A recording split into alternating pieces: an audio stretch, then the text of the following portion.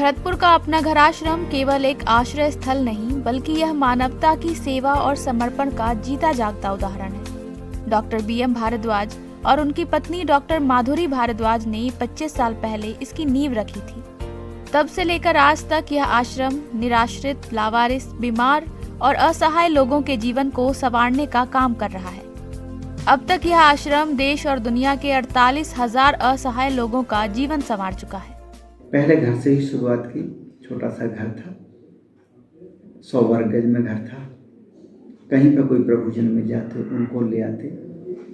ज़्यादा लोग जुड़े हुए नहीं थे। बेसिकली हम यूपी के रहने वाले हैं। यहाँ पर जो स्थानीय लोग हैं राजस्थान में, उन स्थानीय लोगों को ज़्यादा भरोसा नहीं था कि हम इस तरह से कर पाएंगे।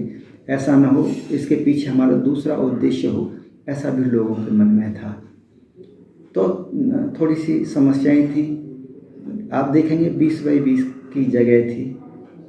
एक हॉल था, वहाँ पर 23 प्रभु जी, हम और वाइफ माधुरी रहते थे।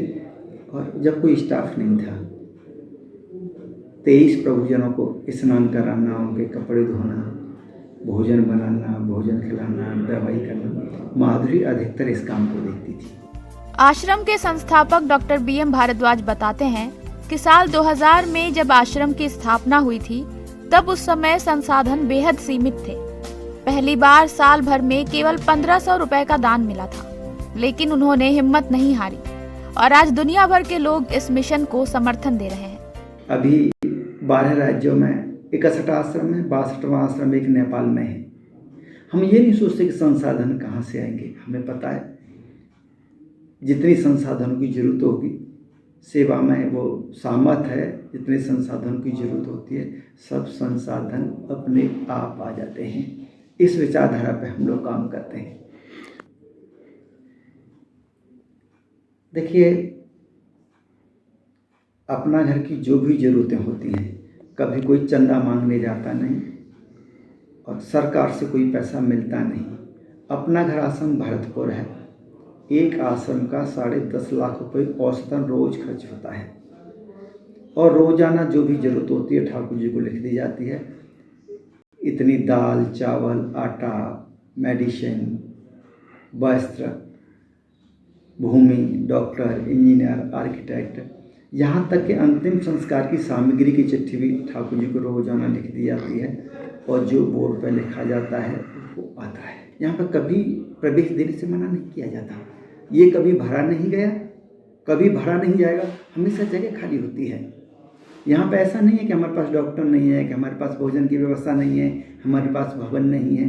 भले ही कम हो, लेकिन यहाँ पे दिल में जगह है। हम कोशिश करते हैं कि जगह हमेशा बनी रहे और कभी किसी को मना करने का अवसर परमात्मा अब तक तो नहीं दिया और शायद प्रार्थना करते हैं कि कभी आगे भी जीवन में किसी को यहाँ जगह न मिले, किसी के लिए दरवाजे बंद न हो, ऐसा कोई दिन न हो।